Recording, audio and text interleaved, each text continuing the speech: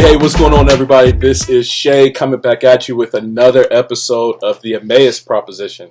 It is really good to be with y'all. I'm glad y'all could tune in. Come and check out what we're talking about this week. This week I have my very special friend, 1/3 of the infamous Drinklings, a published author, famous, wealthy published author, fellow content creator,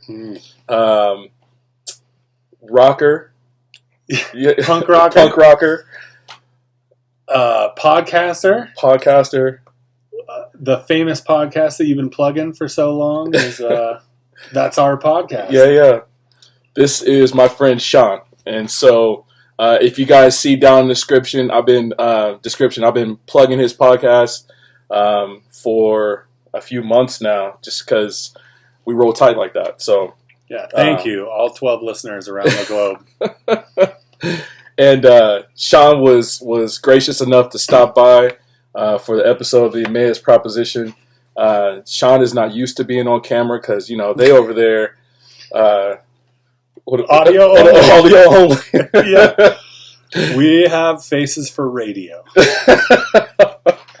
So they're doing their thing over there on Tales from the Ditch, and man, it's super entertaining, and it's real, man. So it's cool. Y'all should go check it out.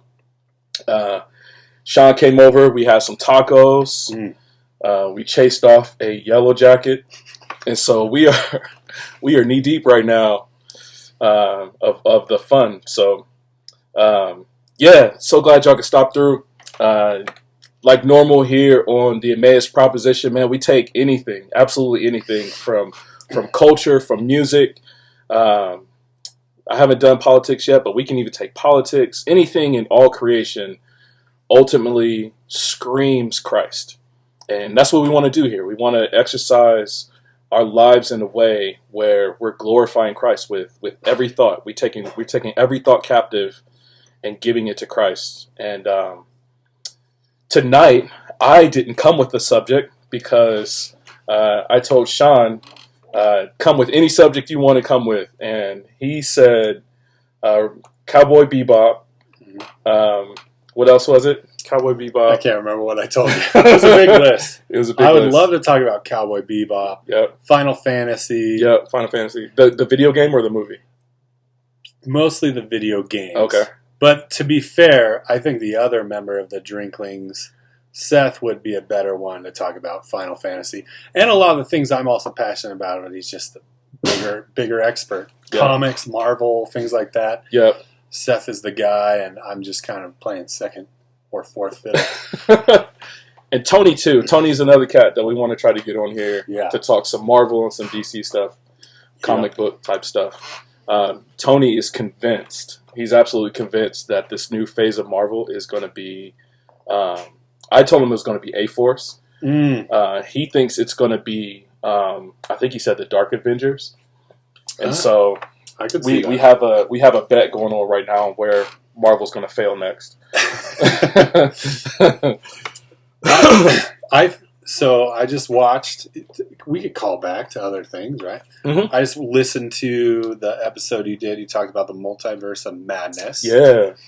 Which ultimately I enjoyed. It was good to see Sam Raimi being Sam Raimi again, and not being Spider-Man 3. It was dark, man. It was very dark. It was dark. Is Which that Sam he's good Raimi? at. Yeah, he's very good at. Evil Dead 2. Oh, okay. Evil Dead 1, Yeah. Army of Darkness, those types of things. Yep. And so, which makes sense because Ash was in there. Of course, he always is. Yeah. And you see like the weird camera movements. That's so Sam Raimi. So it was really cool to see that. But the interesting thing is I agreed with what you were saying, with what you've been saying consistently about the way that Disney has influenced Marvel and Star Wars. Mm-hmm.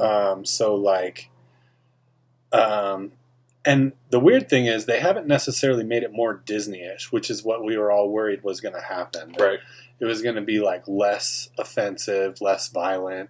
And they haven't done that at all, but they've added more of the woke culture stuff. For sure. Which I agree with. And one of the things I'm thinking of through listening to and considering this Emmaus proposition has been, well, first of all, like, of course, a company like Disney, it's there for money. They've never been there for family values. They've been there for money the whole time.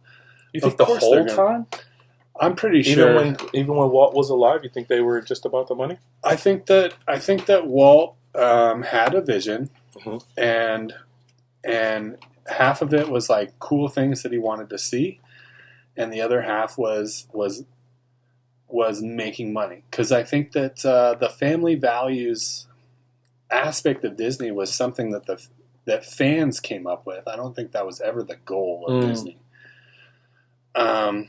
And so, yeah, and you know, there's like a lot of stuff about Walt Disney that I don't want to know that I do, and it makes me wonder, you know, what his real true goals were. Anyways, all that being said,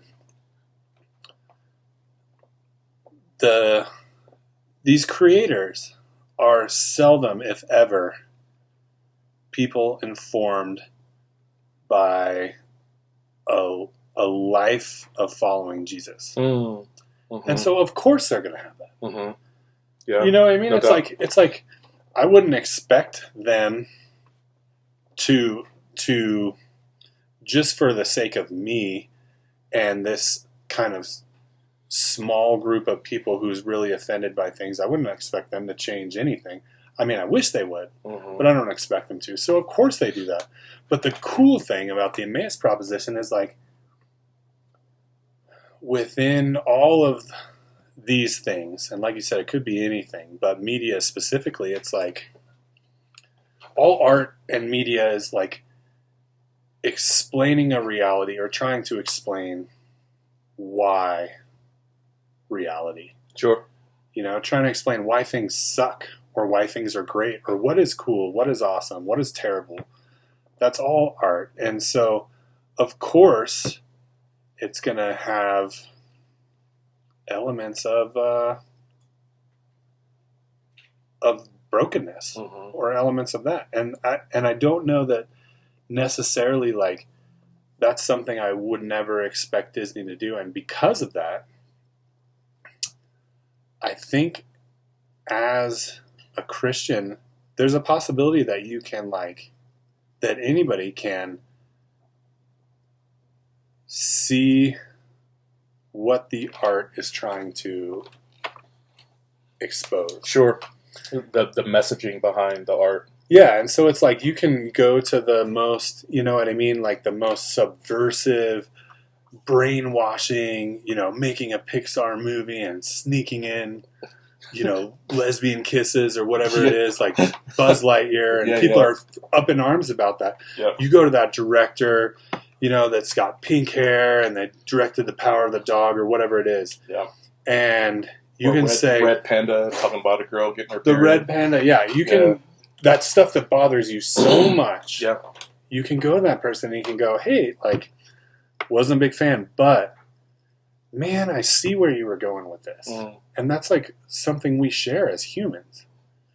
And I see, like, where you wanted to show somebody being represented that you feel like has been oppressed, whether or not I agree with you in that, like, that's good effort. Desire that our Lord and Savior has. Yeah, no doubt. And so that's what I think is so cool about Emmaus proposition is that walking down the road to Emmaus, Jesus is like just telling stories. He's like, hey, there was this story, and it wasn't necessarily like everything's cool. Yeah. And here's how nothing ever went wrong. It's like, there was this guy, and he did this thing, and for some reason he killed a lion and ate honey out of it, and he was a horrible dude. Yeah. But it's about me. Yeah. It's telling the story. It's paving the way for me, and I'm just like, that is so incredible. And in a way, and I'm not saying we're called to do this as Christians, but I'm saying that we have the liberty to be able to say, hey, like, I mean, not everything, obviously. There's some things that are probably not worth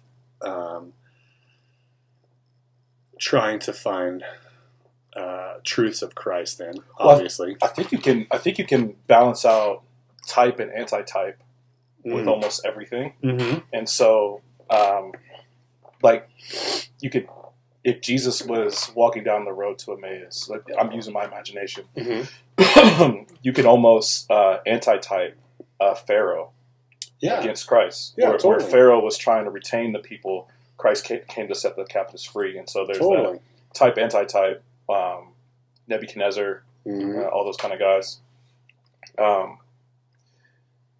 One, that was probably the roughest episode that I think I've ever done. Really? Because I was at the, I wanted to be outside, and so I went to the GSR parking lot, and I'm like, I think this is a secluded spot, and so I'm out there, and planes are flying over, people are walking by, like laughing, cars are driving by, dump trucks. I'm like, why would a dump truck be passing through here today? Of course. And I couldn't get my rhythm because I think there was a lot to unpack. Because Disney, I think Disney is. I actually think Disney did have some values about it at first. Like they put out Joseph, Field of Dreams. Field of Dreams? Was that no? Technicolor Dreamcoat. What? Isn't that a thing? It was. They put out the story of Joseph. Disney did? Yeah, they put out the story of, I want to say, Moses. The king, the Prince of Egypt. Prince of Egypt. I think that was DreamWorks. That was before DreamWorks was a thing. I think that was Disney. Really? Maybe it was Dream. Maybe I'm wrong. It might have been. I'm okay being wrong. Either way, I think at a certain point, even if all of us are tainted by the wilds of sin, but I think, like, to a degree, I don't think Walt would have wanted the staff walking out for a gay pride parade kind of thing. Or I'm certain Walt wouldn't have wanted that. Picketing the Florida governor because the Florida state legislator didn't want to teach sex ed to kindergartners. I don't think they would have wanted them walking out for that. Absolutely. I think Walt was incredibly traditional. I mean, but it was a traditional time too. So take that into account. But and I'm not to say that I think the direction anybody's heading is right, because unless you're me, you're doing it wrong, right? But because I have all the answers for how Marvel and Disney. That's why you have a podcast, so you can give all of the secrets. But I do think that, like, traditional values, even traditional Americana values without Christ, are just as bunk as anything else. Yeah. They just maybe happen to have a little less effect on society at the moment. Yeah. But I don't know that they're anyone's good. But anyways, all that being said, is I think that it's like, I loved listening to it, and I loved just thinking about it, because the cool thing is that there are things, not only redeemable things, but also just like things. Then you talked about some of the things in Multiverse of Madness that are like things that we can say, well, obviously, like the result of this was like misplaced, especially like the return of or what's the second Star Wars called? I can't even remember it. Rian Johnson's Nightmare. Oh gosh, I don't even like to bring that up, but yeah, I know what you're talking about. So, like, this is bad, but here are, if there is anything. Is his name Rian? I thought it was Ryan. Maybe it's Ryan. I don't know. He would be a fancy spell. But like, there's some cool things that we can say, hey, these are cool, and some things that we can laugh about and say, ultimately, like, I didn't enjoy this film, but the things about it that I did enjoy were things that pointed me to Christ. Yeah. And I think there are more opportunities to do that than all of us find in any one situation, especially like me, the edgelords who want to criticize everything and say why they're doing it wrong and why they do this. Like, I feel like your podcast or vodcast, whatever you want to call it, both. Your content has been encouraging me to look more for how I can see that this entire story is about Christ. Even like the entire story of me in 2022, seeing a movie. Or me in 1990, seeing a movie. That's what I decided I wanted to talk about. This is the transition. So, if you're willing, I want to talk about Teenage Mutant Ninja Turtles. The original, probably, I would say the best. I think so. Film, not the cartoon. Yeah, the 1990 film. Ooh. When's the last time you saw it? With Bebop and Rocksteady? No. No, the live action film. Yeah. Was that no too? Bebop and Rocksteady. Bebop and Rocksteady. Oh, Tonka and Razor came in Secret of the Ooze, the second Ninja Turtles. And then Bebop and Rocksteady came like in the 2000s. Oh, okay. Which was a bummer. The like, first one. They couldn't get the rights or something, so they're like, we'll make our own bumbling thugs. So the very first one was 1990. The cartoon had been out for a minute, which I was a huge fan of. Saturday morning, Breakfast Club, like Slug and Murs and whoever else did that song. And then previous to that, the comic book had came out. The comic book was incredibly dark. The comic was kind of a parody reaction to Marvel street level heroes like Daredevil. So in Daredevil, cool. They had the hand. Yeah. And Ninja Turtles, they had the foot. Yeah. Yeah. So it was like, big kind of a joke. But the comic was pretty violent, and it was like the only place you'll see Leonardo actually stabbing people with his swords, right? Oh, snap. When they finally got the cartoon going, they were like, we can't have Saturday morning cartoons like blood, so they made the foot into robots, if you remember. Yeah. But this movie came out, I think, a couple years or maybe even less than a year after the cartoon came out, and I was just hooked on it as a young kid. I don't know how old I was, 7 or 8 then. You were 8 in 1990? I think so, or maybe 7. Dang, I'm old. I can't do the math. That just revealed myself. Yeah, but please, cheers. Yeah. Not that much older. Hey, water, cheers. Water, cheers. And my parents didn't do a lot of good things for me or with me, but one thing that they did right was I remember them taking me to this movie. We went to the I can't remember what the theater chain was called, but it was by the Peppermill in Reno, Nevada. They had these low-lying domes. It's since been demolished. Oh, is that where they're putting? That was Was it Park Lane? No. Down the road from Park Lane, across the street, a long time ago, they used to have these weird domes, and inside the domes were theaters. Oh, and it was like really the only theater in town for a while, or the closest theater in town for a while. And I remember my parents took me to it, which God bless them. And I saw that movie and I was like, this is incredible as a 7-year-old, 8-year-old kid. See, I just remember a Ninja Turtle cartoon. There was the cartoon. You've never seen the movie. I don't remember the movie. So I think I'm more drawn to the cartoon, but I mean, to be fair, great. When the cartoon was coming out, I was a little bit older. Mm-hmm. And so how old were you in 1990? In 1990, I was 12. Okay. In 1990. That's still acceptable age. Yeah, 78. Yeah. That sounds right. That's public school math. Yeah. So the cartoon, I mean, granted, like I grew up with this guy. Yeah. You know what I mean? So like I'm an 80s cartoon Me kid. too. So He-Man, Voltron, Mask, Tiger Sharks, Silverhawks, Thundercats. Yep. I'm with you. All those guys. What was his name? Thundar, the Barbarian. Yeah. Space Ghost. We call you the Toonami generation.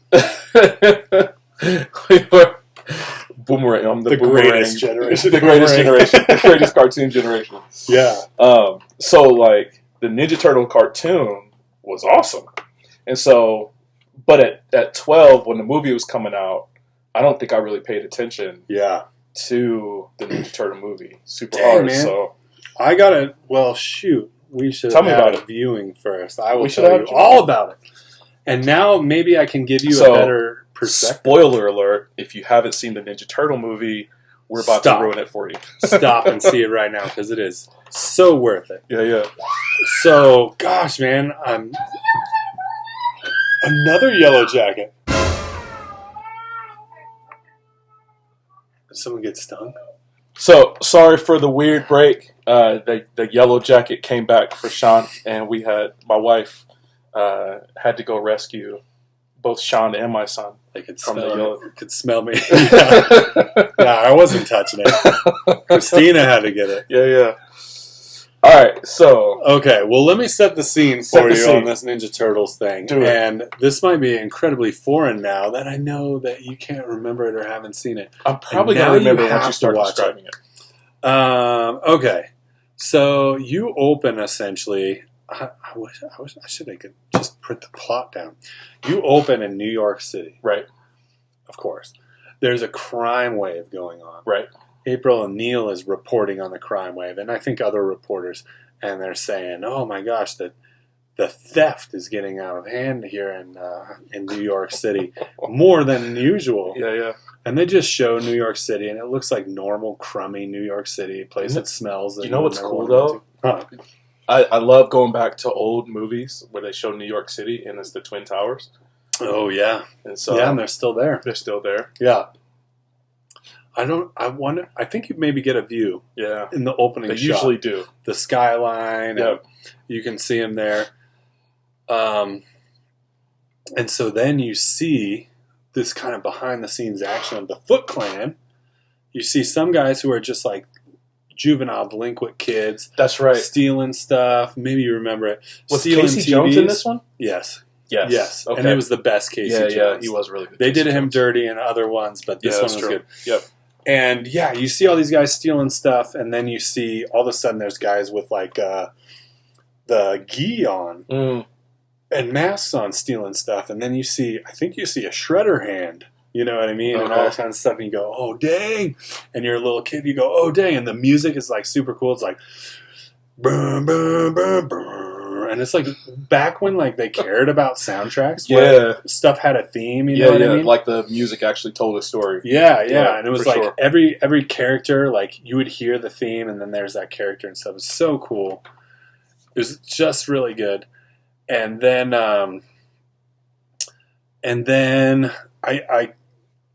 you see April O'Neil, and she's like causing problems for everybody. She's causing problems for the chief of police. She's causing problems for the Foot Clan because she's just doing her journalistic duty. Right. Yeah. Back when journalists actually had a duty that they were supposed to do instead of just like. And then it's super cool. And then April O'Neil's like coming out of her news place that they make news, and she gets attacked by the Foot Clan. Right, because they're like they want to silence her. Yeah. Because she's causing problems. Yep. And then you see sewer grate kind of go up, and you see the turtles peeking out. Kind of, you can't really see them yet. And then you see Raphael throws a sigh, breaks the glass of the light. Yeah. All of a sudden, it goes dark, and you just hear, and there's all this awesome ninja sounds. Sound effects. Yeah. Right, and then the light goes on. Still like a hangover from a hangover from like the old 70s Absolutely. flicks. Yes, actually, the one of the production companies, TMNT from 1990, was the largest grossing independent film ever until the Blair Witch came out. Wow. Yeah, for a really long time. It was nobody wanted to do it because they had Howard the Duck was a complete failure. I loved it, but nobody It didn't went do to well see in the it. movies, Yeah. really? And even like Masters of the Universe. That stunk. Yeah, a lot of people just like were like, we're not doing this comic book movie. So it was an independent movie, and they raised all those funds and made this movie, which was incredible because they got a really good cast, and Jim Henson did the puppets and all this stuff. Yeah. So yes, it was. Oh, and part of the independent funding came from the company that I can't remember the name of. It was like Golden something, and they are they're the ones who brought Bruce Lee to the United States. Oh wow! It's a Hong Kong-based company, and they basically said, "Hey, we're going to fund stuff from here over there, Enter the Dragon, things like that." Yeah, super cool, right? So when they were like, "Hey, we're going to throw some resources your way," it was legit because it's Bruce Lee. Yeah, yeah. And so, anyways, it was incredible. Cool. And you hear all that exactly, and things like that, and the kick sound is like. Yeah, and all that is great. And then you see the sewer grate go away and the turtles go away, and the light comes back on somehow, and the cops show up somehow, and they're like, the Foot Clan are tied up, and she's just standing there. She's just like, what happened? And she finds the sai, and she puts it in her purse. She goes, what's this? And this was the guys. Right. Yeah, you remember it. I'm starting to remember it. Yeah, yeah. And then soundtrack changes, right? Because that was dark and gritty. And then the soundtrack changed. The whole movie, though, is like very dark. Yeah. Not dark like Justice League, dark, angry Batman, but I gotta like, ask you about that. Like dark in a lot of shadows, a lot of nighttime sewers, obviously, and stuff like that. It's like a noir movie, really. Yeah. What do you got to ask about? No, I mean, because you brought up Justice League, and it made me think of like DC is trying to catch up to Marvel. Like I think they're trying hard. They're trying hard. I think they were winning because basically CW was like you could go to the CW and have a DC show. Like they almost had like exclusive rights over there, right? Yeah. And so they were doing well up until a certain point with the DC shows, and then they start doing all the woke stuff and all that. It got to garbage. I'm sorry. There's no other way I could put that. I agree. But they weren't doing as well with the movies. And so Batman v Superman, I think, was one of the corniest things. Because I grew up with Christopher Reeve's Batman, or I'm sorry, Superman, who could fly around the Earth and reverse the trajectory. And turn back time. Yeah. So there was some awesomeness there. Yeah. Rescuing Richard Pryor, like just good Superman, right? Yeah. And this Superman, I thought they picked a good Superman. Like I Man of Steel was good. Like, which one was Man of Steel? That was just Superman movie where they introduced that Superman. Yes. Kevin Costner and this Superman, like when they did. What was it?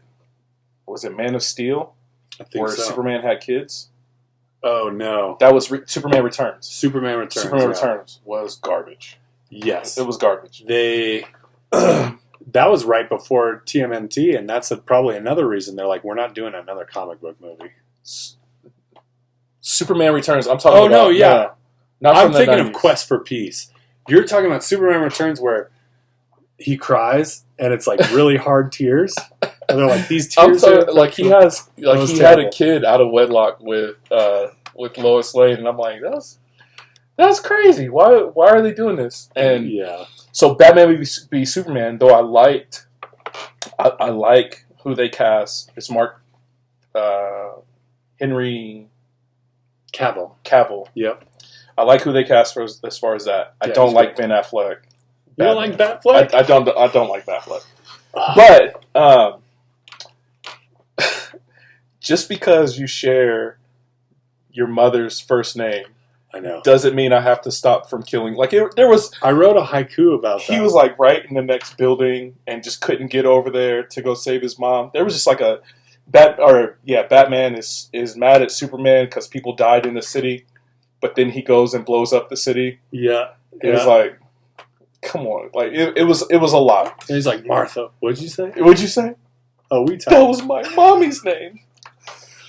So there's that. There's all that, right? I didn't care for it. It was rough. They did Doomsday bad too. I did not like the way they did Doomsday.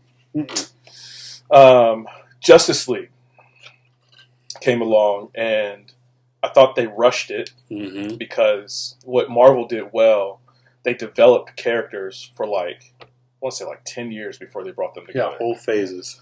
And they rushed it together, which would have been okay, but they spent no time character developing like Cyborg. Yep. Ezra Miller's Flash, I thought was okay at first. Not even as good as the CW Flash. I like the CW Flash better, for sure. I think they could have done what Marvel ended up doing is like combining those universes. Wouldn't that be cool? I think that would be I wish sweet. I would do that. I think that would be sweet. And I think you're right. They said, how can we compete with Marvel? And it's like, let's just make it darker and grittier. Yeah. Because people like that. Because people like Deadpool. And it's like, you kind of miss the... You miss why they like Deadpool. Exactly. What? Okay. We're kind of jumping a little bit. Okay, fine. sweet. Love it. Why do you think... Well, I know why I like Deadpool. Mm-hmm. Why do you think people gravitated to Marvel's first R-rated movie?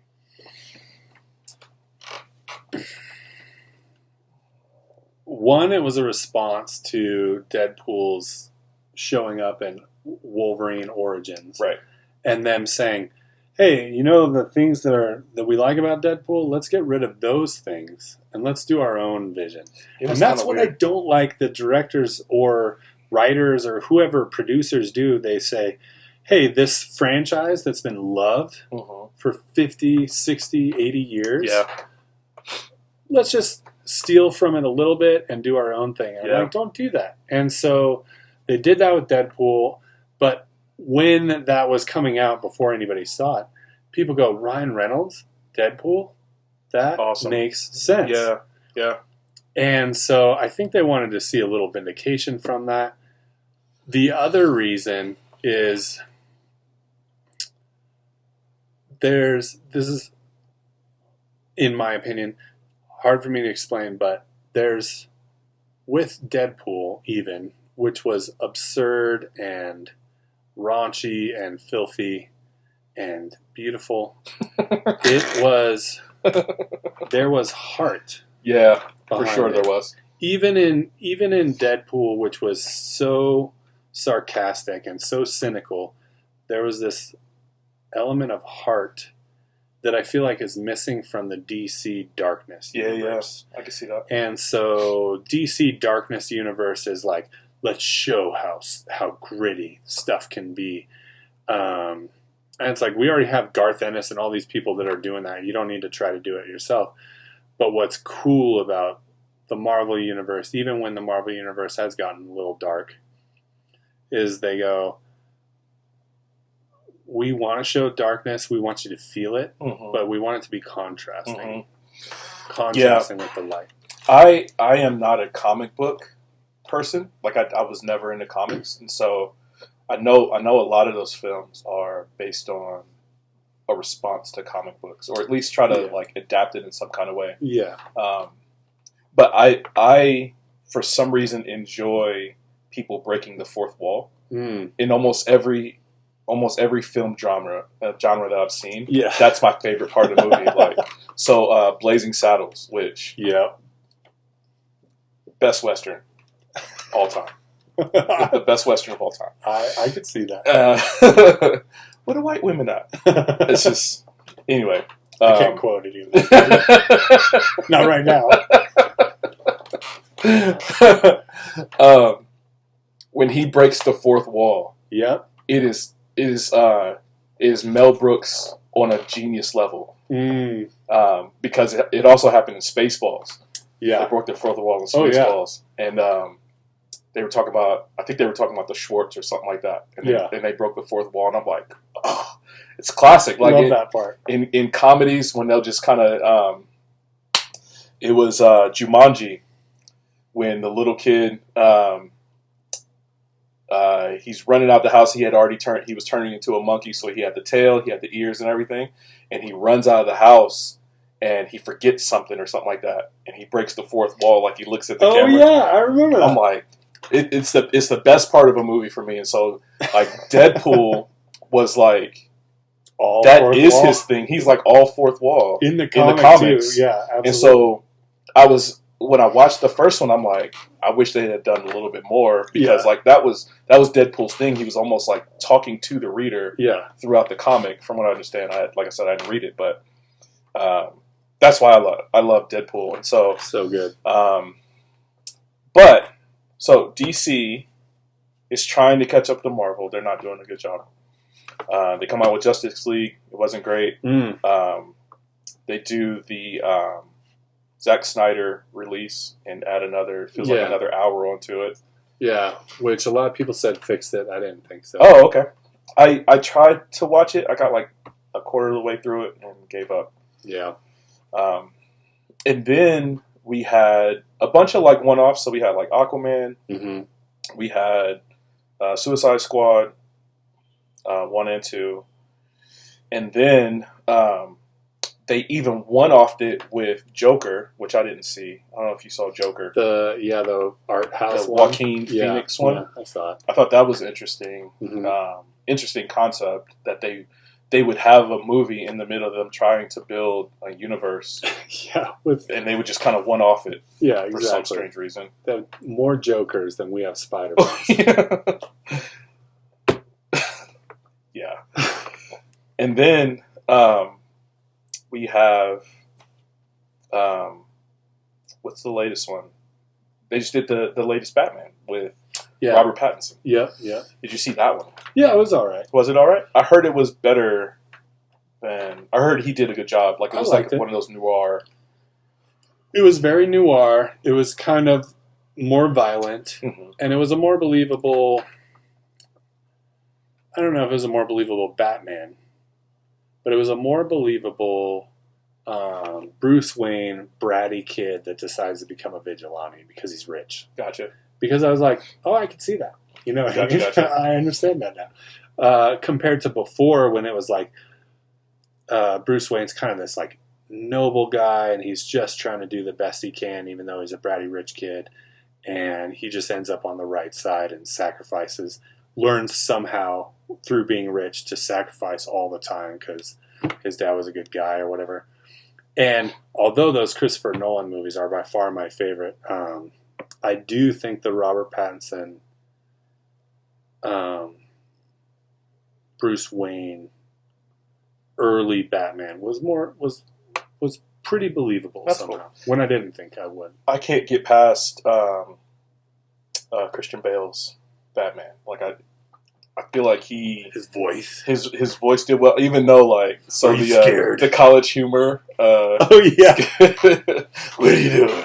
those are really good. Yes, that was good. But by far the best Joker was what's his name that died? Oh, Heath Ledger. 100%. 100%. He made that film. And so I would say he did better than Jack Nicholson. Oh, and Jack Nicholson's was great. Like he was a crazy person. You know what I mean? Yeah. Yeah, Heath Ledger was incredible in that movie. Big ups to my boy from Australia. So we've got Teenage Mutant Ninja Turtles comic book. Yes. We've got DC and Marvel comic books.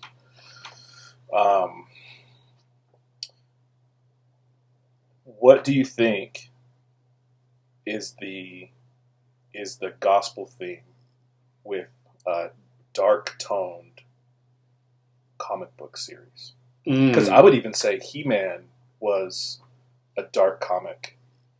Yeah. Because I want to say what Dark Horse did, He-Man. What would you say the gospel tie is to some of those dark themes? Good, solid question. I think they all maybe, each of them have kind of an individual bent. to the way the gospel can be displayed through them. But tying all dark comics together,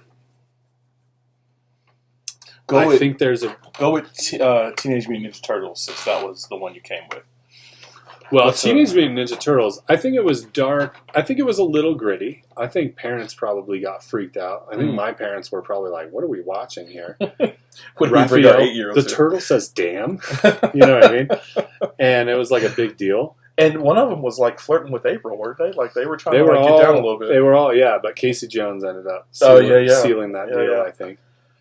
It's the mask. Yeah, he was the ultimate in that movie. Elias Koteas, or I don't know how you say his name. He's like an incredible actor. Played Casey Jones. He was on Oz, that show. He's been in a bunch of stuff. I have to go back and look at Thin Red Line. I don't remember what. He's an incredible actor. Anyways, with the Turtles, my Emmaus proposition would be that film, the 1990s film, is about community, about the importance of community, and which I know that you've already discussed at length with Tony, and it's Jenny. It's about father. Why do I do that? And Christina. It's like when you. Such a sexist. It's like when you call somebody the name of the movie. Like I remember when we were kids, Seth and I used to call Bruce Willis Die Hard. Like that was his name. And then if we went to go see a band, the lead singer's name was that band. Yeah. And you just assume the head of the household is the name. That's so sexist. I cannot do that anymore. You should probably edit that. I'm not editing it at all. That's the third time. That's the third time I've said that too. You spoke about community a lot, but I don't think it's just about community. I think the Teenage Mutant Ninja Turtles movie is about the importance of community being submitted under the correct father. In that movie, and I don't know if you remember, but for anybody listening, there's really 3 dads in that movie. Mm-hmm. There's Splinter. Yep. And Splinter's saying like, hey, he goes, there's one important thing that you guys need to know. And they're not paying attention because they're goofballs and they're ordering pizza and stuff like that. And you miss it. And he says, he says like, my sons, I need you to learn this final lesson. Like, I'm not going to be around forever. Mm-hmm. And it's really good. And he's kind of like a spiritual father, or almost even like a version of a heavenly father. You have Shredder, who's this pagan, satanic, evil father who masquerades as a good father, but in the end is a bad father. And then you have in the character, there's this character named Danny and his dad, who's April's boss. He's like an earthly father, and he's just a sucky earthly father idiot. And Danny's wearing Sid Vicious shirts and stealing wallets and stuff like that. He goes, the Foot Clan. Do you remember the Foot Clan warehouse from this movie? It was the coolest part about it. Was that the one where they were like, not that they were, it was almost like a Pinocchio theme? Yeah. Where they were like, they're skateboarding out and stuff. And they had games, and there was like, you could, there was like endless soda and cigarettes. Yeah. Sam Rockwell was in there, and he was like, do you want the regular or the menthol? And it was super cool, and you're like, actually, Shredder might be having some, maybe he's not such a bad guy after all. He's letting these kids have a good time, and these kids were orphans. Shredder has this discussion, he goes, hey, like, you're not accepted out there, but you're accepted in here. He's telling this, like this big, weird coliseum. He's saying, you're not accepted in the world, but I accept you. Yeah. This is your family. I am your father. He literally says that. Yeah. That does play into the community conversation we had, because we were talking about how the world has this acceptance sometimes that the church doesn't have. Like, we're almost like, the world is almost like come as you are. Yeah. And the church is almost like change before you come. Yeah. And so there's this, I can see that. I can see how I do remember that part where Shredder had this charisma about him, and he was offering something that a disciplined life could not. Yes. And so the turtles were being asked to lead this disciplined life. Yeah. Almost in seclusion. Definitely in seclusion, yeah. I mean, yeah, you're living in the sewer. There's some seclusion there. But even the ninja lifestyle, which is what Splinter was going off of, because he learned from his father. Mm-hmm. This disciplined lifestyle, the message is that of Shredder, this disciplined lifestyle won't let you achieve everything you want to achieve. Yeah. Do you want to fulfill those dreams? Right. Do you want to have whatever you want? Do you want to smoke menthol cigarettes when you're 12 years old? Yeah. This is the life. But, yeah. And he had this echelon, right? You had these kids who he'd send around to pickpocket. And then once they earn their stay or something, he says, do you want to join the Foot Clan? Mm-hmm. This upper echelon of society. And as it turns out, he's like a manipulative, angry, fragile, vulnerable father who, just like Satan, is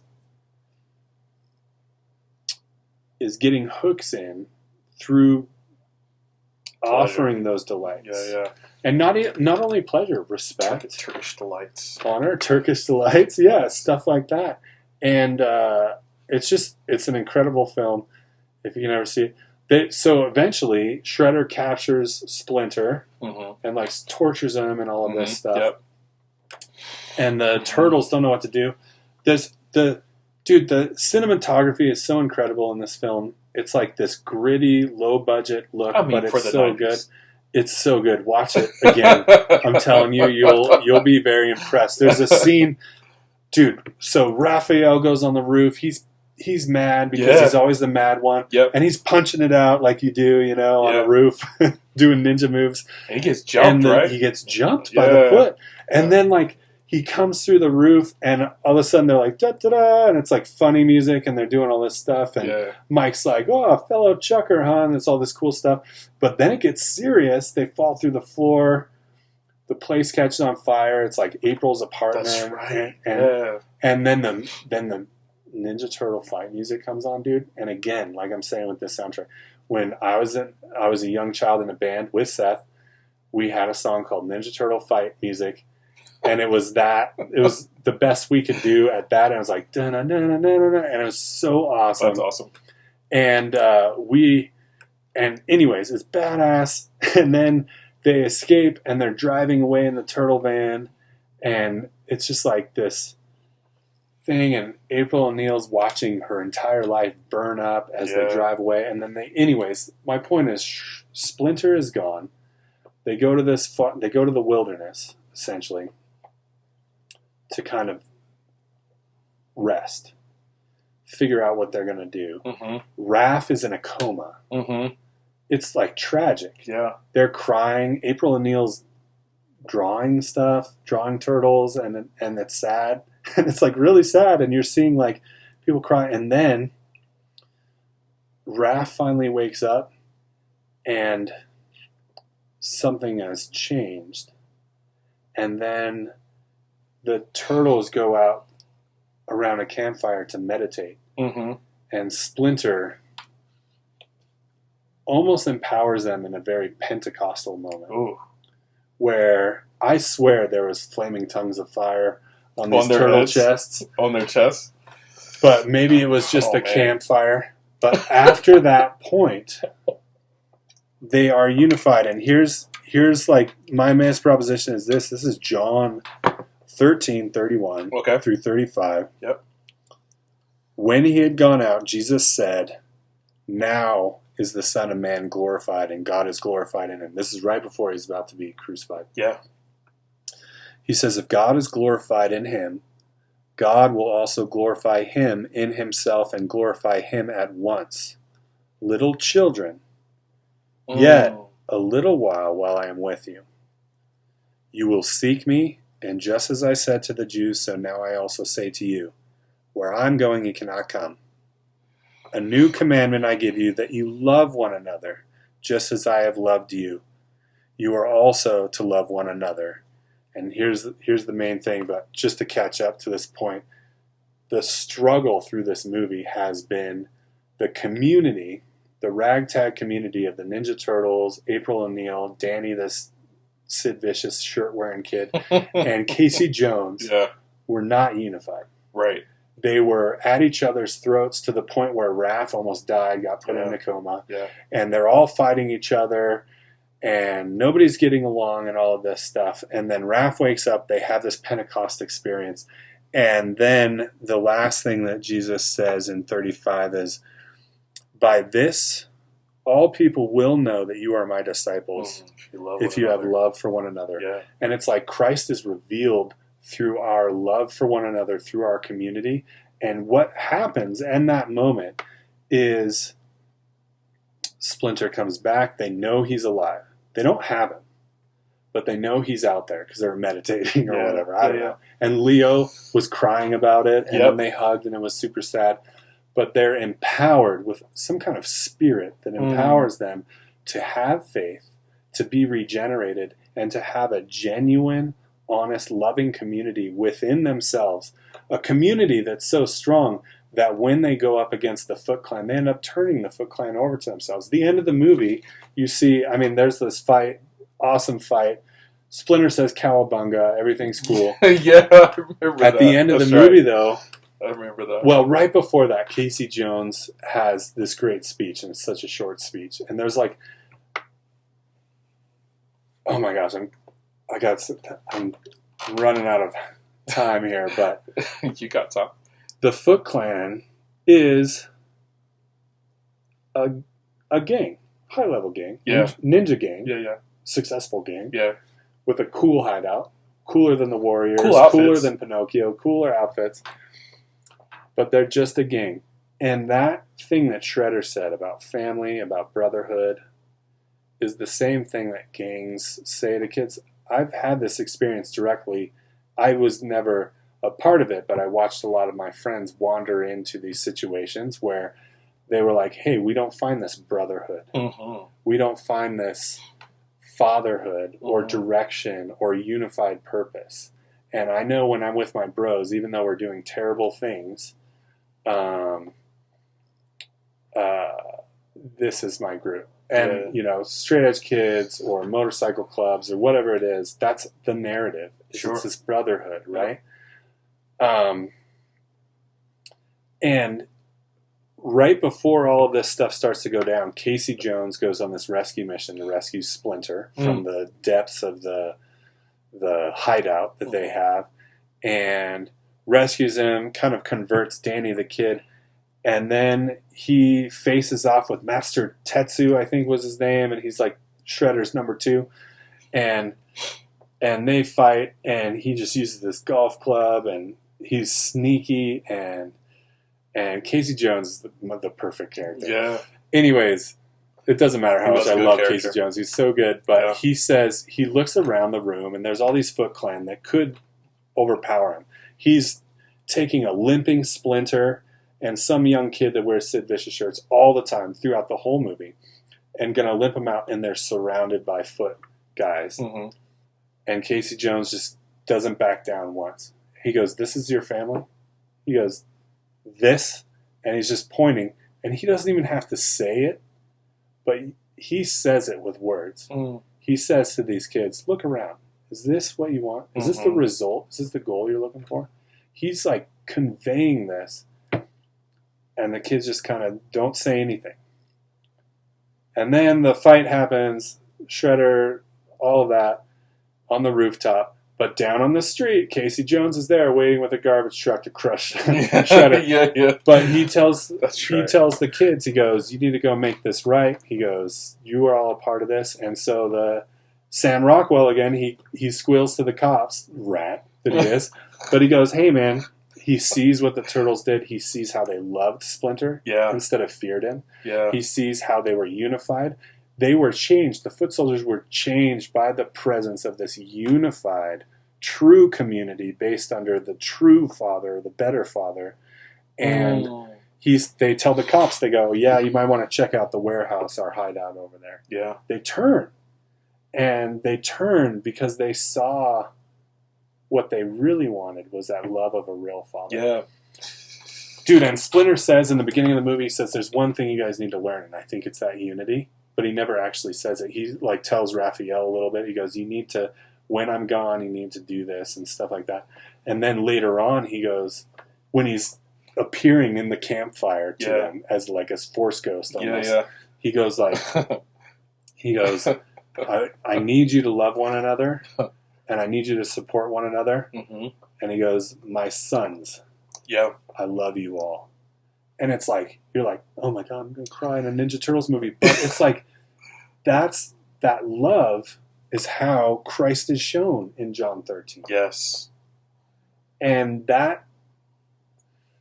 so sometimes I think of Christians' intentions, good intentions, but when they go out not unified, when their father is still an earthly father, or still even sometimes like a satanic sensual father, that stuff is foiled, and that stuff has no power. Yeah. And like the witness to Christ isn't there, and the lampstand of their witness is removed, or something like that. But when people are unified, when everybody knows, they know, I don't like Christians, I hate the way they are, I hate their traditional blah blah blah or whatever, but I know those guys love me. Yeah. That's the power to really point people to Christ, compared to all these sects of Christianity fighting and arguing and all that over secondary and tertiary issues. Yeah, stupid stuff. Yeah, I think you're exposing some layers that I think that Jesus would have talked about on the road to Emmaus, right? So so the love of the Father, even when we were enemies, the love of the Father still was able to have a remnant of people for himself. Yeah. And so that part is awesome. Like, as we were talking about, like Teenage Mutant Ninja Turtles and DC and Marvel and stuff like that.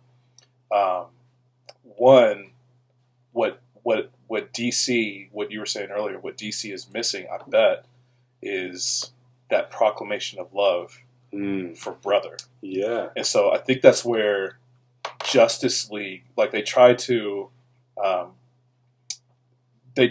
create this conflict, but they never came back. They came back for duty, but they never came back for love. Yeah. They never came back for love. They never came back for brotherhood. It was to the cause kind of thing. Yeah. There was never a love for Cyborg and Aquaman. Yeah. That developed over time. For sure. Where Marvel did that. Marvel did a good job, like when Gamora died. And so there's another spoiler alert for you. When Gamora dies, and even Black Widow, there was an expression of love, romantic love between Star-Lord and Gamora. Sure. And then brotherly love between Hawkeye and Black Widow. And so you had layers of these expressions of love that made people. I think God has so designed us that love is like not only how the world is able to flesh out what a Christian looks like.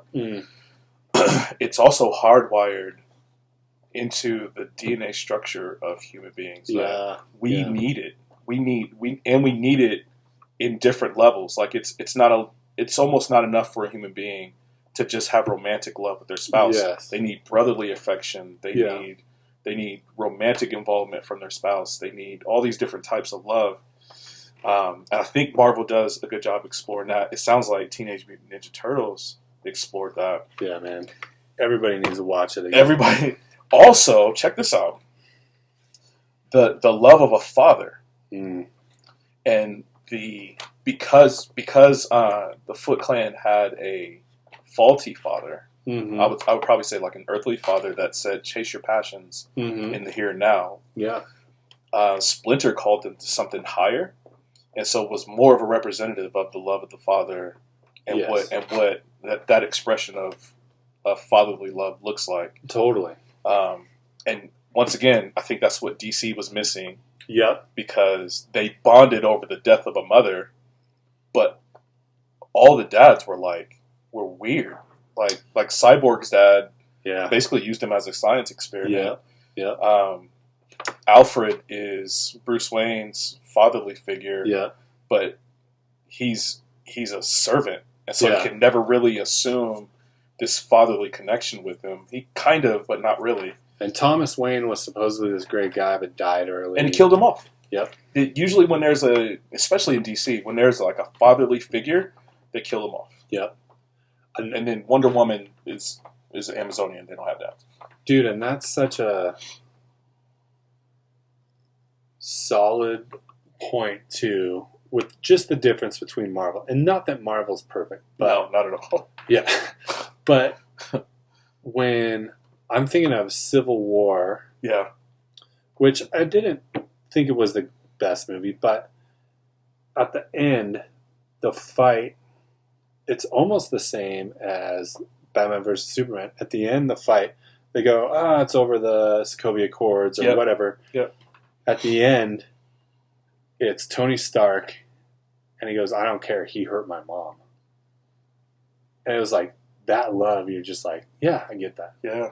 I don't care who your mom is, you get that. Yeah. And in Batman vs. Superman, he's like, well, my mom also has that name. Yeah. And Lex Luthor, I think, captured. I can't even remember the movie. Yeah. And he's like, well, yeah, my mom, I haven't known her for a long time. Yeah. Why would you say that? So it's so silly. And so, yeah, that heart is missing from that because it's like, it's the motivation isn't love. It's revenge. Yeah. Vengeance. It's like even codependence. Ooh. It's like my mom, like, I have a weird thing with my mom, but just because you said the name, I don't know what the idea is. I don't know what it was. But it didn't work. Yeah. It didn't work well. And it does in Marvel. Even when it doesn't work well, it's still so much better. Yeah. And to answer your original question, I think that's what your question was about the darker comics. Mm-hmm. Where's the gospel in these darker comics? Yeah. So in some of them, you see everything is bleak. But everything is bleak, but people desperately want that love to exist, that community to exist. Maybe they're trying to return it to a place when that community or love existed, or maybe they're saying there has to be something good worth operating in this world for. And in the ones that I don't like, particularly Garth Ennis type of stuff, is like when they're saying, well, everything is bleak because that's our human experience. And look at how we can smear mud on the face of the one thing that you like, which is the people fighting for that good. Yeah. Fighting for love, for family, for friends and stuff like that. We'll make them bad guys too. Yeah. And I go, oh, that's not what I was looking for. But it's a critical success with some people. Yeah. So, and I think where Disney is going wrong, this feels like a Disney bashing. It's okay. He's not allowed. they make a lot of money. So I think where Disney has been like progressively going wrong is that family spirit that's there. They are almost intentionally trying to redefine what a family looks like. And so Disney is not just like the Disney Channel, but it's also like Freeform. It's ABC. And you have all this stuff where they go in and they just kind of, they manipulate that love for family and that love for each other. Instead of having like a brotherly affection that I could have for you, they would automatically make us gay. Yeah. And there's no existence of just this form of love that one human being can have for another, it has to be romantic. Like they fit everything into when they almost like a love is romantic love. It can only be romantic love kind of thing. Love is banging. Love is banging. Love is banging. That's not in a good way. And I mean, I'm not saying. I wouldn't say that somebody in some type of woke situation doesn't understand love or can't feel love. I wouldn't say that. I'm saying that I'm agreeing with you, I think, and saying that Disney does not portray it well. And it's almost a disservice to those people who are saying, I want to be represented as somebody who needs and wants love. Yeah, because we all do. Yeah, and of course we all do. Definitely, I definitely don't want to come off like all human beings made in the Imago Dei, because every human being is made in the Imago Dei, does not need love. God exists as a triune being and contains love within himself. And so as he expresses himself as a triune being and he makes man in his image, he makes him with the capacity and need for love. Yeah. So I'm not saying that. However, when we've warped what God meant by definitive definitions, then we start getting weird. And then we have like Ducktales. So you remember Ducktales? Yeah. They came back out with Ducktales, but made it to where like, one of the Ducktales has like a same-sex relationship in it. No way. Which one? It was like, it was one of the, I think it was the female character. Really? Their parents were a same-sex couple. Oh, interesting. I'm like, I don't know. Like, there's certain stuff where DC is intentionally dark for drama's sake. They're dark. Yeah. It's almost like the stuff that Disney is touching is dark unintentionally. Is becoming dark unintentionally. Yeah. Because they're removing certain stuff that, like the first Captain America came out. Yeah. And he was he came from a time period that the value of culture was different. The morals and values of culture were different. And then I think they did a good job of it, though I think it was to the character's detriment. As he lived in the present, his character got darker. And kind of lost his morals over time. And like, if you look at the progression of Captain America from that first Captain America to like Civil War and beyond, his character, he even stopped wearing the red, white, and blue and went for the black suit. Yeah, like and it was kind of a character change of his attitudes and morals over time, and I mean I think that's the danger of living in a world where I don't think Captain America was in a community. Like the person he was most in community with was Black Widow, and she's an assassin, and so there was never really. Yeah. I think that's the danger of like not living in community. Like when we're not living in community and we commune with people who don't have the same values as us. Yeah.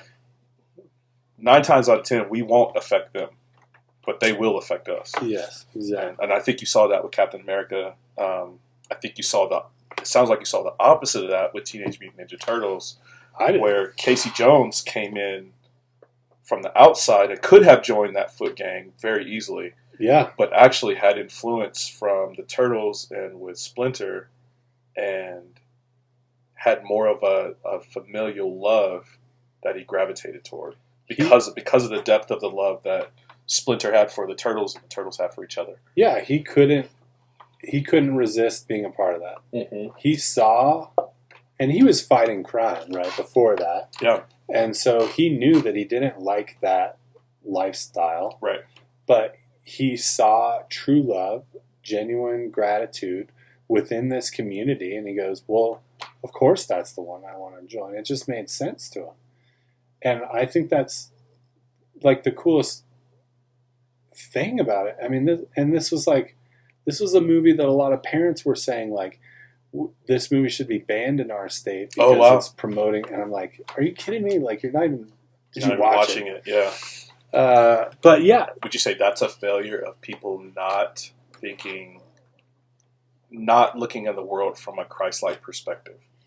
yeah, I think it's a failure to find those things Because I think understand those. I think there's a difference between looking at the world through a conservative perspective Mm-hmm. versus a Christ-like perspective. Absolutely. There's So a I difference. think you can. I think you can like. So NWA back in the day, when the congressmen were like, "This is garbage. Yeah, Tipper Gore and PMRC and all of that. Let's burn it. Let's burn all these CDs and Yeah. drive over them with a steamroller and stuff like that."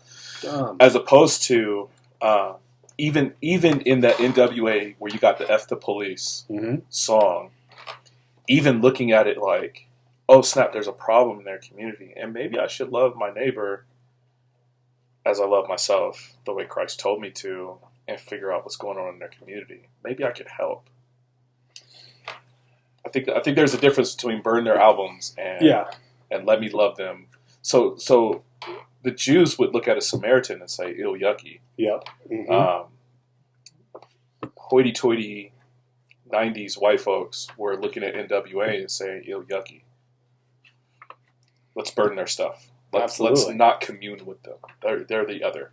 Think about Easy. Yeah. Who was like always had the goofy stuff, you know what I mean? It was like hard, but it was like kind of like A little Jerry silly. Curlish. Yeah. Yeah. And he was just like Jerry Curls were popping back in the 80s. he was just like I can't see any lyrics that I can think of right now. But behind it, especially when like him and Dre were going at it, and he did that. What was that? Not Paper Gang. No, it was Paper Gangster. They had this beef. Yeah, and Cube came back with no Vaseline. Yeah, all those things. Yeah. And behind the funny stuff and behind the violent stuff and behind all of the like derogatory things is like a person desperately saying like, I feel like I've been betrayed by my friends. Yeah. I want my friends. Yeah. I want it to go back to the way. And like, how can we see that? How can we connect that and say, you can connect it to Christ. absolutely. And For sure. you could, if you had access, you could go to Easy and you could say, man, I mean, you could say, man, I hear you're hurting. Yeah. I hear you hurting. And maybe if you were a good friend, he would listen to you and you would say, dude, like, I hear you wanting all these things and proud of all these accomplishments, but maybe what you really want is this.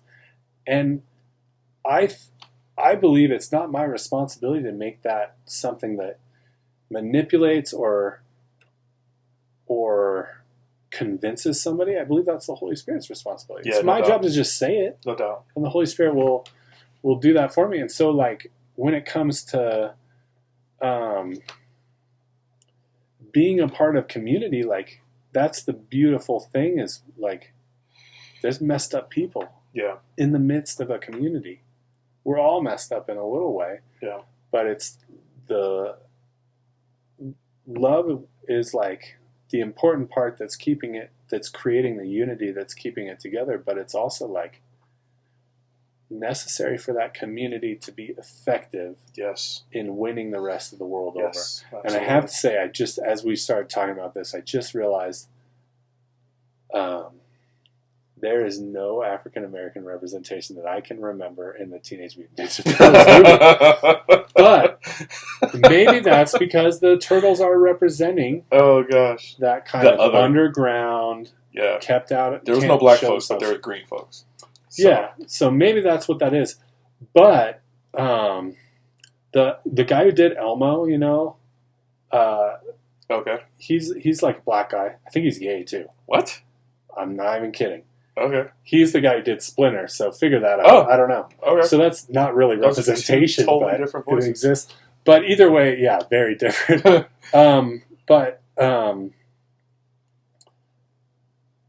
So I understand. I just got Elmo If I'm as as a Splinter. turtle, Oh my gosh. I understand when people say. That being said, I don't really understand. I'm trying to understand as a token white person who has enough privilege that I can't honestly understand anybody's worldview except this except the one middle God gave you. class thing. I can understand why people would say, I'm me, and I want to see more people like me. Yeah. And I can understand why somebody who's trans would say that, or gay would say that, or whatever. Somebody who had 2 dads or 2 moms or whatever. I understand that. But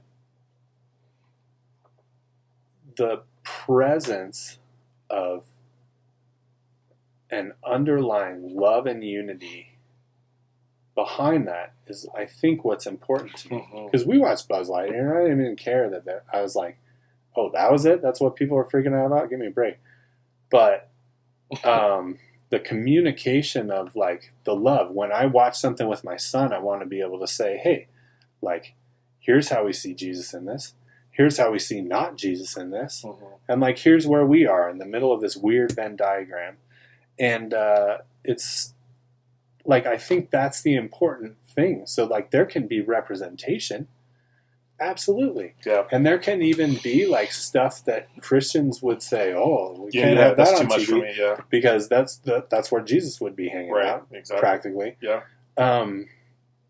But without love, it's like a clanging gong. It's like I think that's somewhere symbol.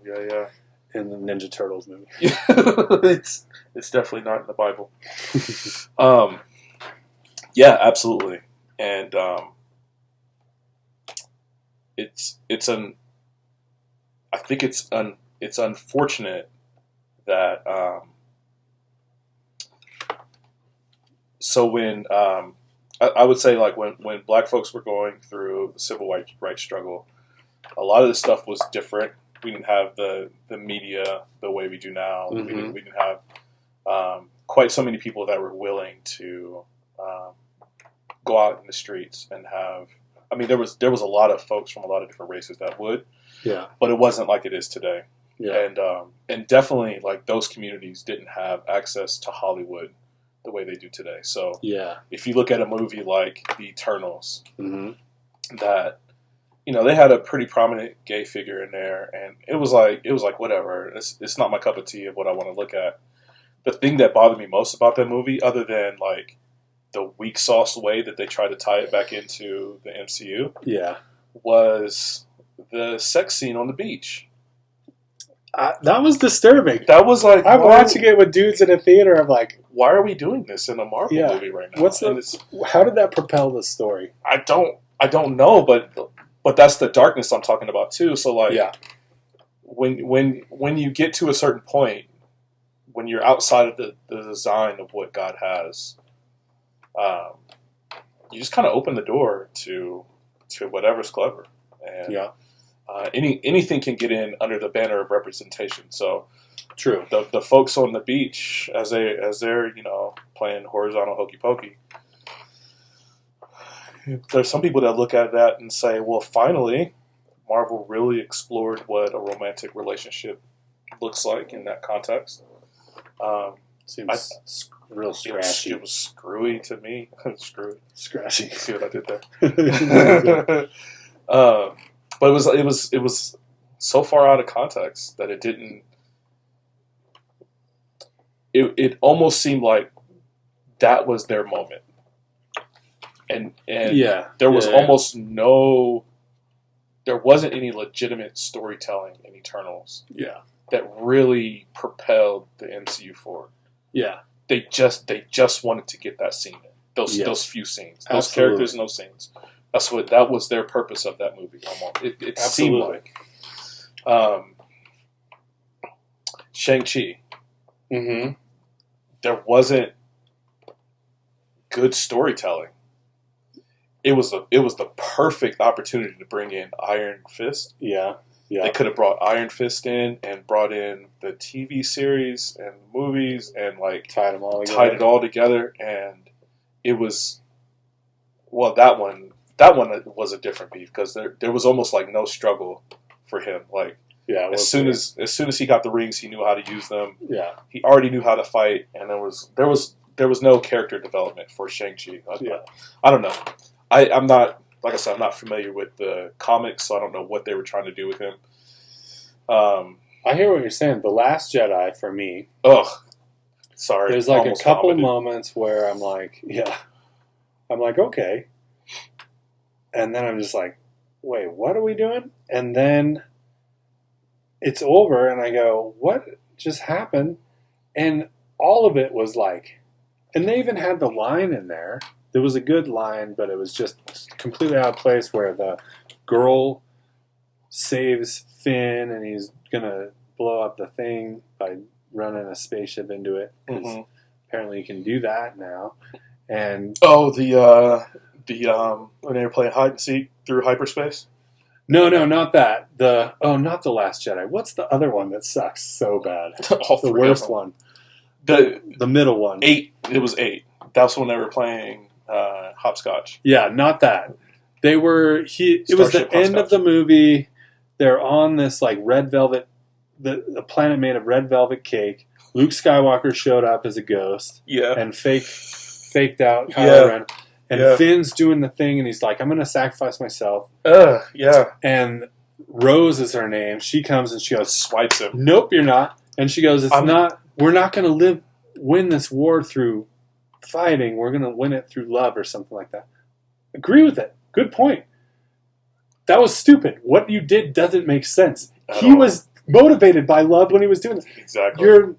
This is poor writing, and it's just because, well, we have to have female figure save a male figure, which I'm okay with that. Just do it well. Yeah. And like that whole movie, it was so ham-fisted in that everything they did, they were like, look what we're doing. This is the Star Wars we're used to. Check out our vision. It's the same thing I have problems with movies where they go, something that's already been established as having a fan base. Yeah.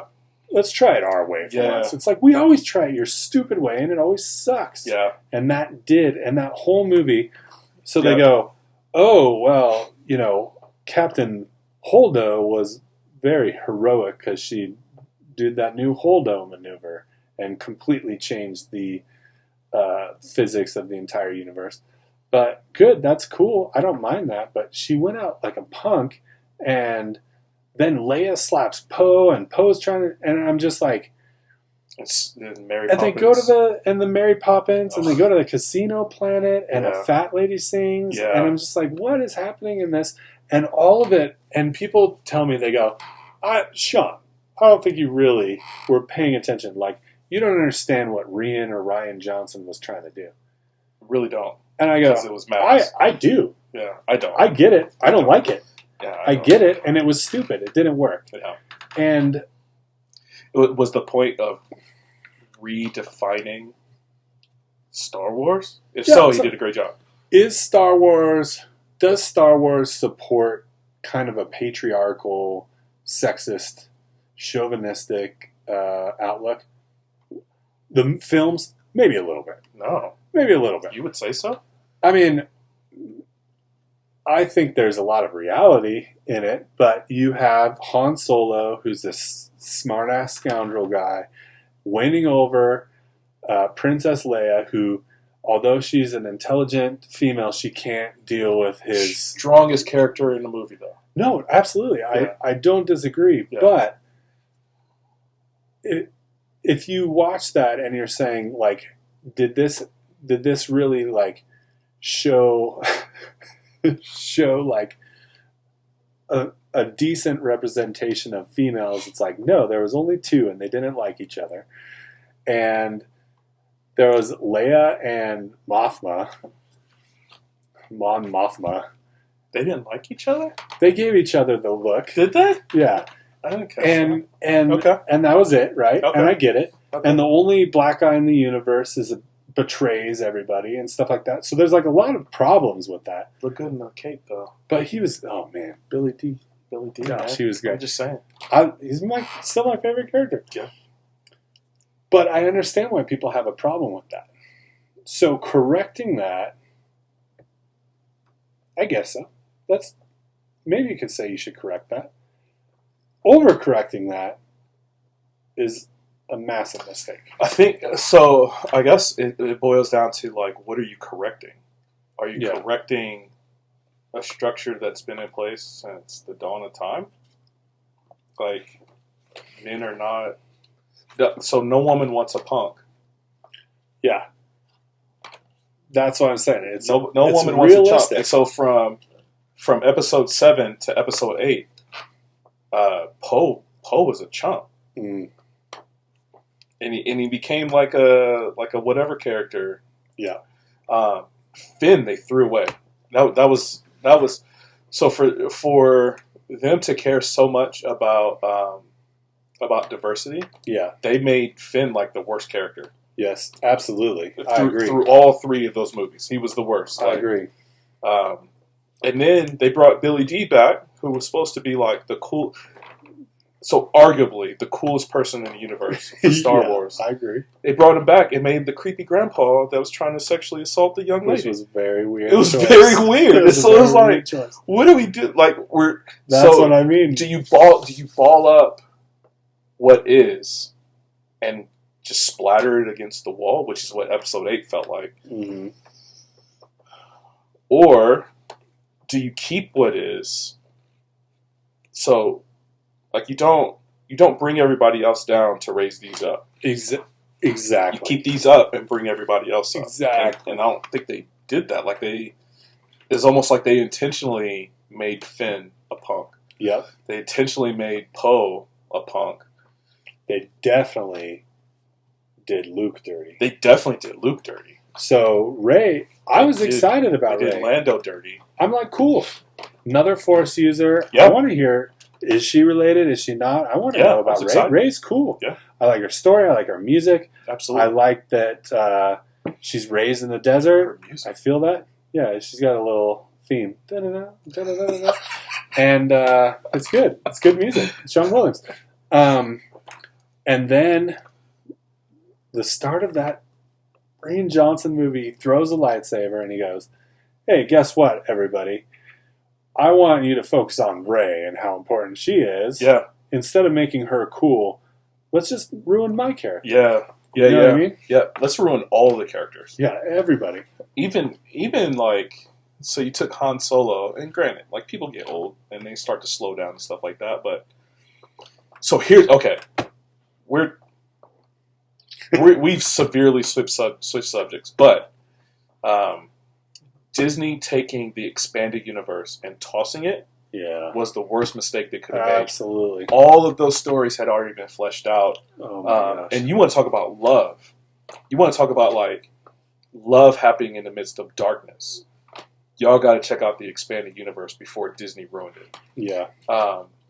Timothy Zahn. Oh my gosh. Was the best. It was so much content. Yeah. And like dark times will happen. So they did Thrawn. Yeah. And that was a dark time, but they got through it through the familial bond of that group. So you had Han, Leia, and Luke, and Chewie. Like, you had that familial bond. Then they start having kids. Yeah. And the familial bond expanded. So then you had like Mara Jade marrying Luke, and you had Lando getting married, and he had kids.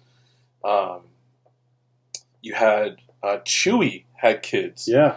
And so you had this expansion of love from the main characters, and as their love grew, the threats to the galaxy got more intense. Mm. So by the time they got to the later books, the Yuzong Vong came into the galaxy and were wrecking shop. Yeah, like they were terraforming planets. They were the Jedi had like no answer for it. Mm-hmm. I want to say they released some kind of like mind control thing for the Jedi, that they were going through some kind of sickness or something like that, and the Jedi were like attacking each other. It was intense, and even through all that, everybody still had this level of love for each other, where it was able to overcome these things. And so even as Jason and Janna were, because they became light side, dark side in the story. Even between them, there was this love, like this familial love. Like, I gotta kill you, but I'm going to be the one to do it. I have to be the one. So I got to travel to Mandalore and figure all these things out. And love is honestly the determining factor. I think love is the determining factor for the success of Star Wars. I think it was the determining factor for the success of Teenage Mutant Ninja Turtles. Mm-hmm. I think it's the downfall of DC because they don't explore it.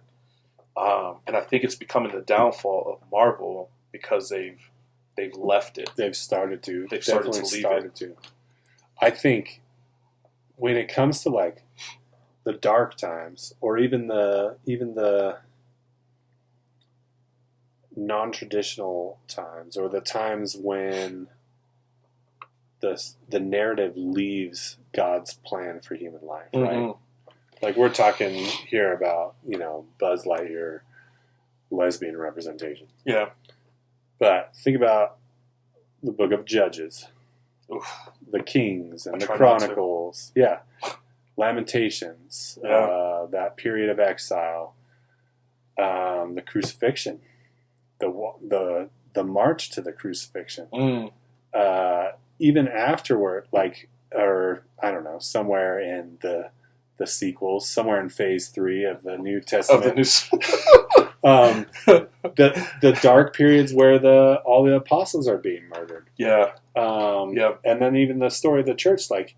There's definitely dark times, and like it does no good to like try to hide it or pretend it doesn't exist. Which is the success of the Bible. But it's the contrast, right, for the story. There's this entire huge story, right? Yeah. There's this contrast, and so like you're saying with in Star Wars some of the darker parts, or even in Marvel some of the darker parts. It's like, yes, things got wicked dark at the end of Infinity War. Yeah. End of Infinity War and beginning of Endgame, I was like, oh my gosh, it's bad. It's bleak. The snap was brutal. I cried, man. Absolutely. It was brutal. Hawkeye and his family. Yeah, I was like, that was rough. Spider-Man snuffed out. That was rough. Oh my gosh, yeah. He's like, rough. oh, it feels so good. Yeah. I was like, me neither. Don't make me cry. And dude, and all of that. And I remember feeling that. I go, dude, that was intense. Yeah. And the reason I'm excited is because I truly believe in the ability of love to conquer within the Avengers, even as things are bleak. I do not believe that with the Justice League.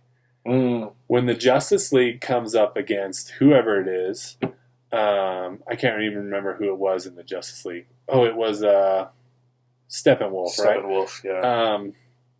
They come up against them and things are dark. I go, I don't really care. It was dark before because none of these guys are like good guys, and everybody's a dirtbag. Yeah. And even Barry Allen, who's like the nicest guy, something about him, I'm just like, you stole that role from the CW guy. Like, I don't trust you. And even the one love story between Lois and Clark is still like it's not. There wasn't a lot of chemistry. Yeah, it doesn't feel deep. It feels like what. So even more so, like I've always gravitated toward fathers loving their sons. Yeah.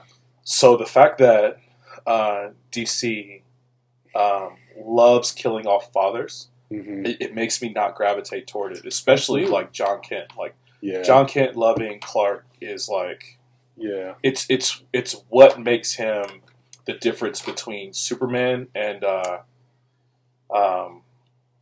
what's the one where they turned Superman like he didn't run into the Kents? Oh yeah, the Red Sun or Bizarro maybe. No, it was Brightburn or something like that. Oh yeah, Brightburn. Yeah, that movie. Yeah. The love of the father is the difference. Yeah. Between Superman turning into like the Man of Steel and rescuing people, or burning the whole thing down in complete anarchy. Absolutely. And I think it's something that DC doesn't do well.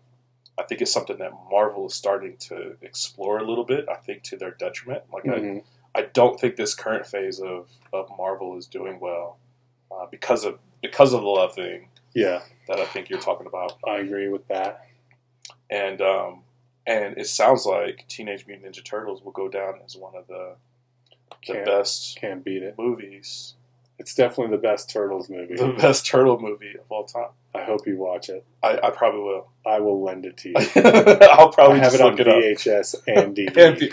I will have to try to find my VHS to watch it. But we're going to wrap that up Probably for now. This was a long episode, but it was a fun one. I'm glad you guys stuck in with us, man. I think what we landed on is, as Jesus was walking the road to Emmaus, one of the things that he was probably explaining to them was, times are going to get dark, but if you guys continue in love with each other, the contrast of the love of the Father and the love that you have for each other will overcome the coming evil. Yes. And I think that theme carries out throughout the New Testament. Yes. And I think it continues on through the day. And it sounds like it's the success of movies as we have them now when they explore that.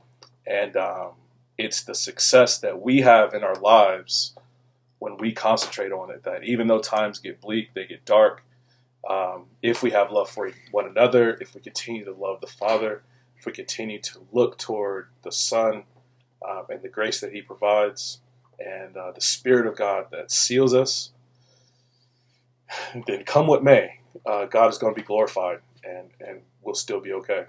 Yeah. So that is our episode for today. Can I close it out with one last thing? So not only close it out with one last thing, tell them where they can find you, because Sean is not only a very famous podcaster. Yes. Sean has kind of acted as my pastor Aww. for the past couple years, because your boy went through some dark times, and Sean was there to make sure I didn't fall off the edge.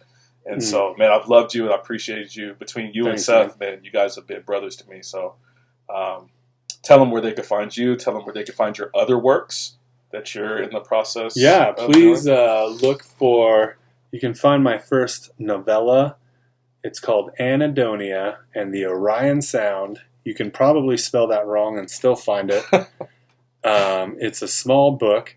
It's always bought with Shay's book. Is it really? Chronicles of Being Abridged, and it's always bought with our friend Seth's book, The Noble Villains. So if you find one of those, you'll find them all. Yeah. I've got another book coming out soon called Astrophilia and the Angrodoxers, and I am eventually going to publish a book of poems, one of which has a haiku about Batman versus Superman and how bad it was. So please look for those, and maybe one day I really can be rich and do that for a living, and then I can put more books out faster if you like them. I hope, whoever's watching this. And I just wanted to leave you with this, something a wise man has said, that forgiveness is divine, but never pay full price for a late pizza.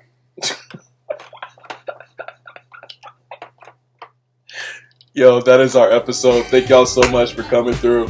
As always, please make sure to like, share, and subscribe if you're watching on YouTube. If you're over on the podcast, man, thank you for your love. Keep telling folks about it. Keep sharing the link, and we will keep this thing going. But until next time, yo, I love y'all, and I hope you're doing well. Hit me up if you need me. Grace and peace.